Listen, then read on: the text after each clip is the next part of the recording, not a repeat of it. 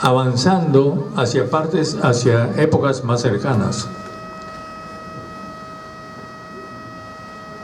300 años de coloniaje, el denominado coloniaje. Ahí sí estoy de acuerdo con ellos. Aquí no hubo colonias. Colonias hubo en Norteamérica. En estas regiones nunca las hubo porque no hubo colonos. Aquí lo que hubo fue funcionarios reales que venían para dirigir y organizar la extracción de minerales y enviar, y eso está en todas las memorias de los virreyes, cómo los virreyes tenían la obligación de enviar anualmente una determinada cantidad de oro y de plata para la metrópoli, que, como repito, no acababa en España, sino acababa en Alemania. Entonces, toda esta larga etapa de 300 años es también una etapa de guerra entre España e Inglaterra, cosa que tampoco se nos dice. En realidad, esos 300 años son años en los cuales los británicos, un joven y arriesgado reino, gobernado por los Tudor, por Isabel I y por Enrique VIII primero y por Isabel I después, se siente discriminado por el Papa, que favorece solamente a España y Portugal, concediéndoles sin ningún derecho estas tierras, porque el Papa, sin tener ninguna argumentación para nada, les regala las tierras a España y Portugal. Ese es el Papa Alejandro VI. Y ustedes saben que Alejandro VI era un papa que vivía maritalmente con su hija, con Lucrecia Borgia, y cuyo hijo César Borgia dirigía el ejército del Papa. Es decir, el Papa Borgia, sobre el cual también se han hecho películas y novelas, compra, así como había comprado Carlos el imperio, el Papa Borgia compra el papado y luego tiene que defenderse de los cardenales competidores y de los reyes competidores en Europa, y hace un gobierno papal absolutamente mafioso. Pero entre todos los arreglos corruptos que el Papa hace está precisamente la entrega de América a Castilla. Entonces, esta situación es protestada por Gran Bretaña, que declara una guerra permanente, y desde 1500 hasta 1800 son 300 años de guerra constante, en que Inglaterra, como ustedes saben, ataca permanentemente las flotas de barcos con oro que iban desde América hacia Europa, y mantiene permanentemente, sin respirar, al denominado Imperio Español. Y esa confrontación, que es una confrontación en la cual hay piratas, hay guerreros, hay invasiones, desembarcos y una serie de acontecimientos bélicos, eso culmina con un proceso por el cual,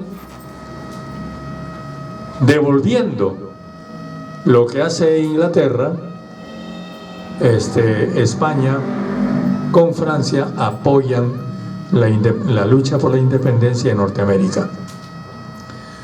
Cuando George Washington se alza en lo que después sería Estados Unidos contra el Imperio inglés, recibe el apoyo del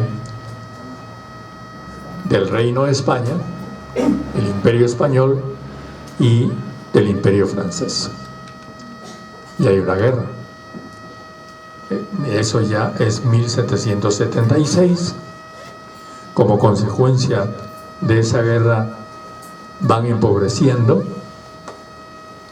Prácticamente España quiebra dedica todos sus fondos a eso, Francia también, y esa familia borbónica, la familia de los Borbones, no tiene cómo responder a las nuevas ansias sociales y sublevaciones sociales de España, en Francia, y eso produce la Revolución Francesa en 1789. Entonces hay otra cadena de revoluciones ya 300 años después, en las cuales tenemos 1776, Revolución Norteamericana, 1780, Revolución de Túpac Amaru, aquí en los actuales territorios de Perú y Bolivia, 1789, Revolución Francesa, 1791, Revolución Haitiana. Entonces también es otra secuencia que nosotros tenemos que tener en la cabeza. No es que se da un simple proceso aislado de independencia de las colonias sudamericanas respecto al Imperio Español.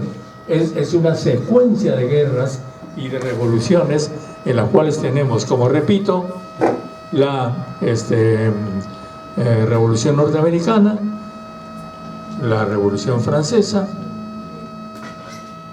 la Revolución Haitiana, ¿no?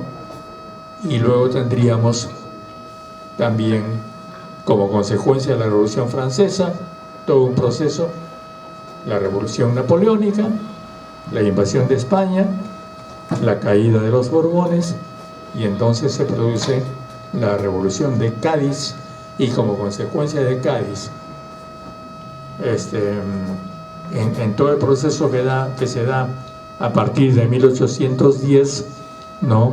Tendríamos todas las juntas revolucionarias independentistas de Sudamérica, entre las cuales está la Junta de Buenos Aires. Y aquí hay un tema también muy importante, y es que también la historia nos habla de la Junta de Buenos Aires. Es decir, el primer pronunciamiento por la independencia de América habría sido en una ciudad de la costa atlántica llamada Buenos Aires. ¿No es cierto? No es cierto, porque los primeros pronunciamientos se dan a partir del altiplano, es decir, son una vez más los Andes, así como habían sido los Andes estremecidos con la revolución de Túpac Amaru en 1780, serían los Andes los que desde Chuquisaca motivarían esa primera junta de Buenos Aires. Y tampoco se les dice a nuestros escolares que el primer proyecto de la Junta de Buenos Aires, postulado por Mariano Moreno y por Manuel Belgrano, es un proyecto de unidad americana. Todavía no se habla de repúblicas aisladas, se habla del proyecto de una república. No, todavía ni siquiera hay una república, de una monarquía independiente, en algo que tampoco se enseña a nuestros chicos, que es el primer plan Inca. Congreso de Tucumán, 1816. Tucumán, como ustedes saben, es una población que está en la frontera con la sierra, por eso la influencia andina desde Charcas, desde Chuquisaca hacia esta reunión. Se reúnen Belgrano, San Martín, otros líderes que plantean la independencia de América, y Juan Bautista Túpac Amaru. Juan Bautista Túpac Amaru, el último de los Túpac Amaru, que ha estado 40 años preso en Ceuta, en África, y que la revolución de Cádiz libera en 1810 y viaja. En esa época era un viaje enorme, después de haber estado 40 años preso, viaja y es recibido con honores en el Congreso de Tucumán. Y Manuel Belgrano, el general Belgrano, presenta el Plan Inca, que consiste en un solo país unido en toda esa parte de América, con una monarquía constitucional y un Inca como monarca, que seguramente hubiera sido Juan Bautista Túpac Amaru. A nosotros no se nos dice, a los escolares peruanos no se les habla de este hecho, y tampoco se les dice que los restos de Juan Bautista Túpac Amaru están en el cementerio de la Recoleta en Buenos Aires, desgraciadamente lanzados a una fosa común por descuido del Perú, pero están allí, aunque sean mezclados con otros restos. Y si ustedes van al cementerio de la Recoleta, van a encontrar el nombre de Juan Bautista Túpac Amaru, como yo lo encontré hace varios años cuando fui a verlo en la Recoleta. Entonces, este es un hecho, creo que para nuestro país muy importante, porque señala la importancia que tuvo la revolución de Túpac Amaru en aquella época, 1780. Porque también hay que decir que durante esos 300 años del denominado coloniaje, el pueblo peruano, el pueblo indígena, nunca dejó de luchar. En el Centro de Estudios Histórico-Militares tiene una relación de todas las sublevaciones indígenas habidas durante esos 300 años, y no hay año en que no haya una sublevación. Está toda la lista, la pueden encontrar en el Panteón de los Próceres, aquí en Lima. Entonces, y tampoco se nos dice que el imperio incaico no cayó con la muerte de Atahualpa, sino duró muchos años, casi un siglo después, junto con los incas de Vilcabamba. Y los incas de Vilcabamba, que formaron un reino libre en las profundidades del Cusco, de las selvas cusqueñas, fueron reconocidos por el virrey. Y Zaire Túpac, que fue uno de esos incas, fue recibido en Lima con honores por el virrey español. Entonces hay toda una historia que hay que recuperar, una historia que hace que la vida, la realidad vital de los pueblos indígenas no, que nos diga que esa realidad vital no desapareció, sino se mantuvo incluso hasta lugares como Buenos Aires, la Junta de Buenos Aires, porque en la Junta de Buenos Aires hay un militar que había pasado toda su vida en España, lo habían sacado a los 12 años de Argentina, llamado José de San Martín, que es el que ya desde la gobernación de Cuyo, cerca de Salta, en la Argentina, empieza a organizar lo que sería la campaña por la independencia del Perú. Entonces, ya esta es otra etapa en la cual, luego de haber llegado a este acuerdo con Manuel Belgrano, que desgraciadamente es uno de los primeros libertadores que muere, en la primera generación de libertadores, pero San Martín se mantiene y organiza todo lo que después sería la gran expedición que viene desde Cuyo y Salta, pasa a Maipú en Chile, logra la independencia de Chile, como O'Higgins organiza la expedición libertadora, y con la expedición libertadora llega a Paracas en 1820. Y tampoco se nos dice que San Martín, que ya conocía a Juan Bautista Túpac Amaru, no habría podido realizar esa expedición si no hubiera contado con la colaboración de los mapuches. Y están todas las constancias en la correspondencia de San Martín de cómo San Martín organiza con los mapuches el paso de los Andes. porque sin los mapuches, que conocían todos los vericuetos escondidos de los senderos de aquella época, imagínense lo que era trasladar 4.000 soldados con vituallas, cañones, abastecimientos y todo lo demás por los Andes, por territorios desconocidos. Son los mapuches los que los guían, pero luego de una larga negociación en la cual los mapuches reconocen además que este general, este oficial extranjero ha liberado a los esclavos, porque esos primeros soldados que hacen todo el paso de los Andes son en su mayor parte negros esclavos.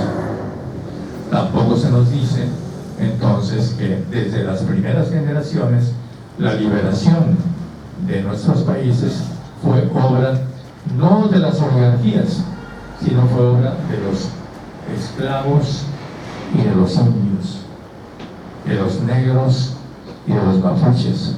Y luego sería también de los esclavos liberados en Chile, que vienen ya con los ingleses, con generales y almirantes ingleses en la expedición libertadora desde Valparaíso hasta Paracas.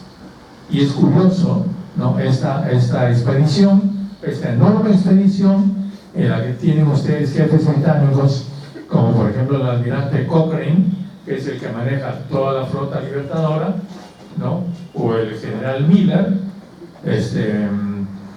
junto con esclavos.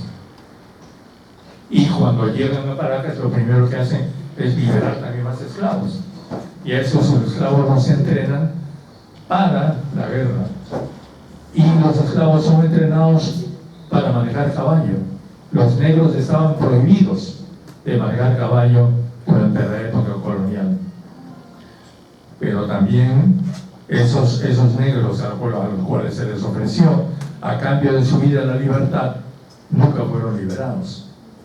Porque la abolición de la esclavitud se produce en el Perú recién en 1854 y en Argentina recién en 1852. Y los primeros sí, y hay que reconocerlo, los primeros que liberan a los esclavos son los chilenos, el gobierno de Freire.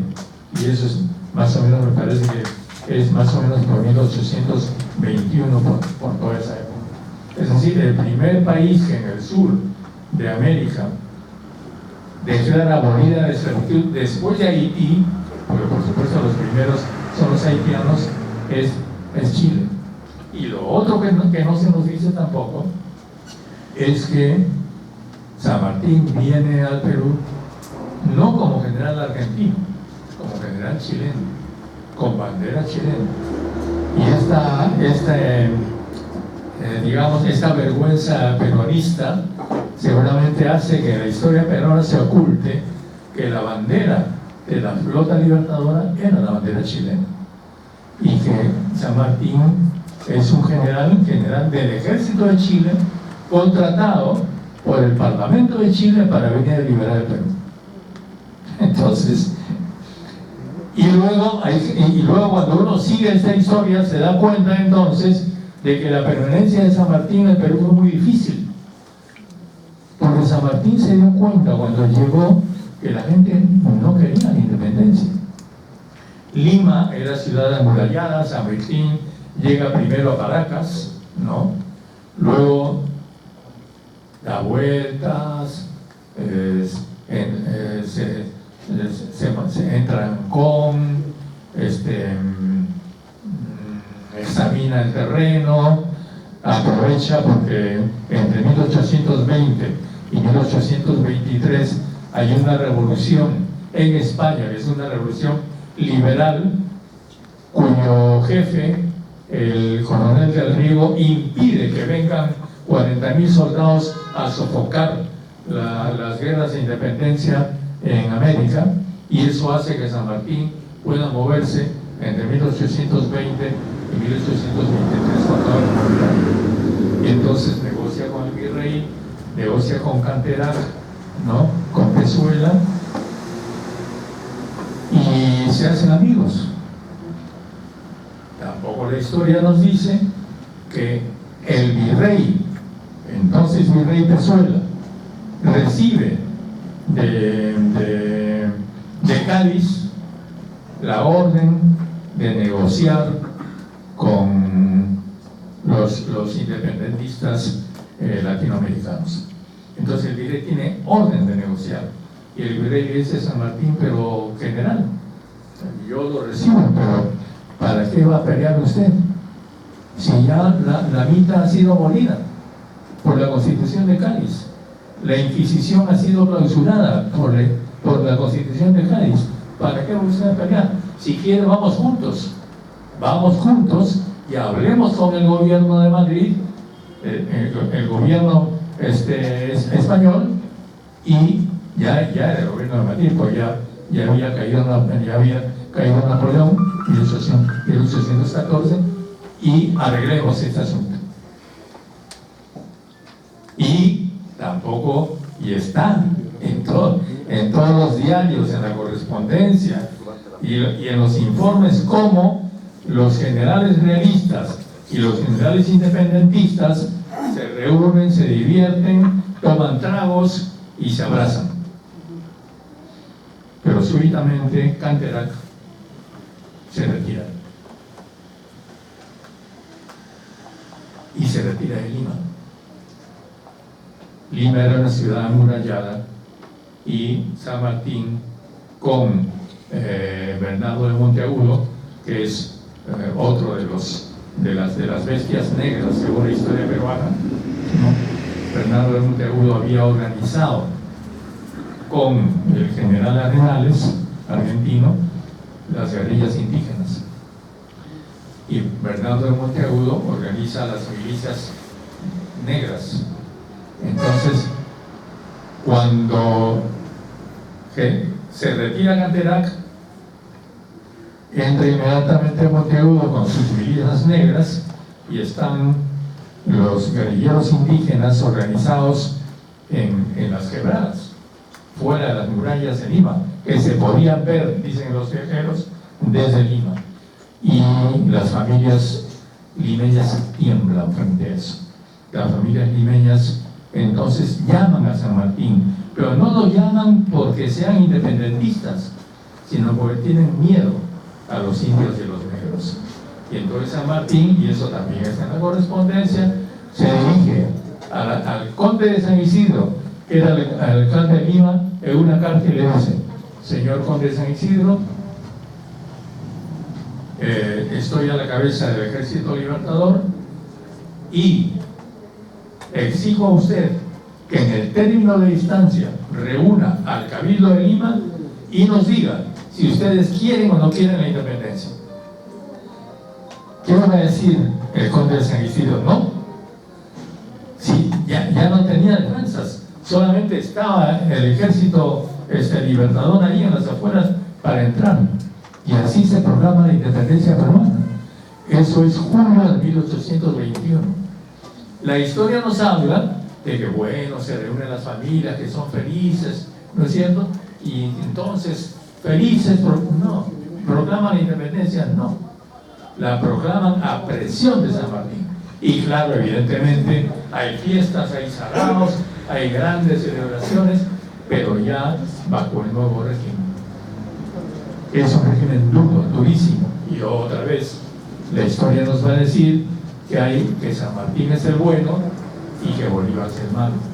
San Martín es un hombre respetuoso de la ley, pero cuando uno va a ver todos los periódicos de la época, entre los cuales está, por ejemplo, La Abeja Republicana, que era un periodiquito que se imprimía en Lima, uno va a ver todas las protestas y las calumnias que hay contra San Martín.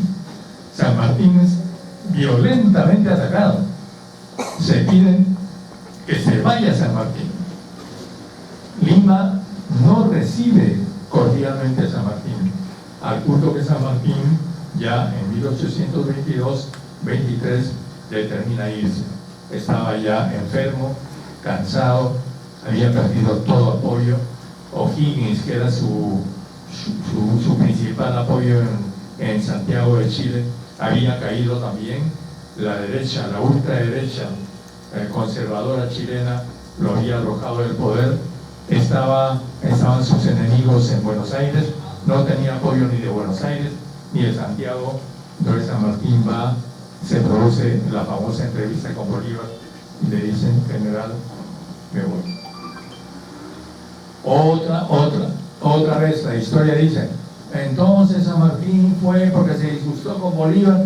No, están los manuscritos, las actas. Bolívar le dice: quédese, general. San Martín le dice: no, yo quiero irme. Hay que decir además que San Martín ya se había dado cuenta que no tenía base política. Acababa de enviar a su amigo Barroacien, que es un médico, y a García del Río a Inglaterra a buscar un rey, a buscar un príncipe, urgentemente. ¿Por qué? Porque tanto él como Bolívar a lo que más tenían no era al colonialismo español, tenían a la anarquía. ¿Por qué? Ya estamos en 1820, se había producido la Revolución Francesa en 1789, había habido toda la época del terror con Robespierre hasta 1791, habían tenido la etapa napoleónica hasta 1814, tenían pánico, temor a la anarquía y creían que el primer enemigo de los pueblos libres iba a ser la anarquía, y tuvieron la razón, porque cuando se fueron no pudieron dejar ni Bolívar ni San Martín gobiernos establecidos, sino lo que dejaron fue toda una nueva generación de gente que no tenía idea de qué se trataba. Voy terminando. Entonces, yo me detengo en toda esa historia porque creo que todo lo demás fue terminado en esta época. ¿Por qué?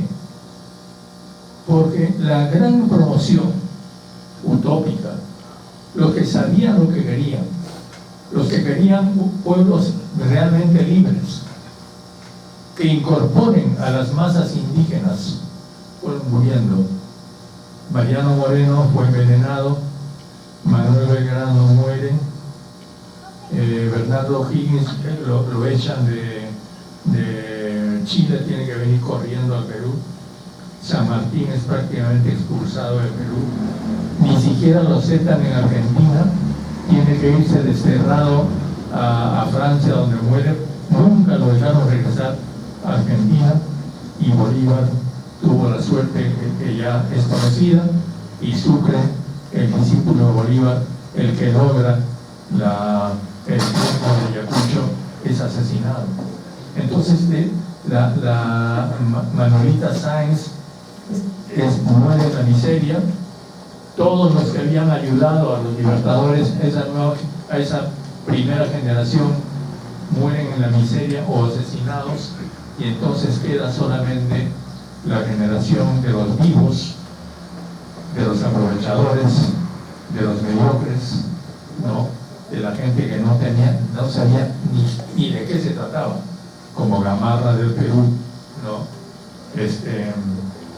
Y como otros similares en Chile, Argentina, Colombia, Venezuela, etc. La desgracia de la independencia latinoamericana fue que esa generación pereció y de ella no quedó ni rastros. Y eso es lo que determinó que en las nuevas repúblicas, en las que se formaron a partir de 1823, como la República Peruana, no hayan sido aceptados los indígenas. La República Peruana es una república falsa, no es una república. En 1823 fue organizada solamente sobre la base de los abogados, los militares y los nobles. Y eso generó que los primeros presidentes peruanos hayan sido todos traidores. Rivagüero es traidor, muere conspirando contra la República Peruana. Torre Tagle muere unido a los españoles, lamentándose y escribiendo constantemente contra la República Peruana, y la MAR acaba haciéndole la guerra a Sucre, nada menos al que nos había libertado. Y también hay que decir que la batalla de Ayacucho, que es el gran triunfo peruano, es solamente una capitulación. Los españoles, una de las cosas que los españoles dicen es, bueno, en Ayacucho pelearon por el bando realista, todos eran indios. Por el bando patriota, todos eran extranjeros, ingleses, alemanes, colombianos, venezolanos. No es cierto, porque las montoneras indias habían permanecido desde antes de 1820 en toda la sierra peruana, y hubiera sido imposible que Sucre y otros generales argentinos y colombianos pudieran conducirse a la sierra sin ser guiados y ayudados por los guerrilleros indios peruanos. Pero también es cierto, lógicamente, que en la parte española, que luchaba por la realeza, había prácticamente todos eran soldados indios, y solamente los generales y los jefes eran españoles. ¿Pero eso por qué? Porque estaba la Constitución de Cádiz. Porque la Constitución de Cádiz, 1820, había determinado la abolición de la mitad y del tributo. Y entonces ellos, los indios, decían, ¿y nosotros por qué vamos a luchar por esa gente si ya conseguimos lo que queremos? Y no había nada atractivo de parte de los ejércitos patriotas. Y cuando la gente patriota se reunió, por supuesto que tampoco los admitió, porque en las reuniones, en las juntas patrióticas que se formaron antes de la llegada de San Martín, los caciques y curacas indios no fueron aceptados, sino solamente las familias españolas y criollas. Entonces todo eso es lo que marca cómo es que la República Peruana nace con una falla de origen, que es una enorme falla, porque deja prácticamente a todo el país fuera. En una época en que más del 80% de la población era indígena y de habla quechua, el Congreso Republicano solamente hablaba castellano y estaba conformado solamente por gente con títulos, ya sea de militar, de abogado o de cura. Pero todo el Perú quedaba fuera. Y la república que ahora tenemos es consecuencia de esa falla. Conclusión básica: lo primero que tiene que hacer cualquier gobierno que cambie las actuales políticas peruanas es precisamente modificar esa falla de origen e incorporar realmente al pueblo peruano, que ahora por supuesto ha cambiado muchísimo, ha crecido, se ha multiplicado, ha cambiado el faz, ha progresado. El Perú de hoy día no tiene nada que ver con el Perú de 1822-23. A ese Perú tiene que ser incorporado para que esto que llamamos democracia sea realmente una democracia. Bueno, yo creo que ya hablé bastante y pues aquí termino, y muchas gracias por la atención.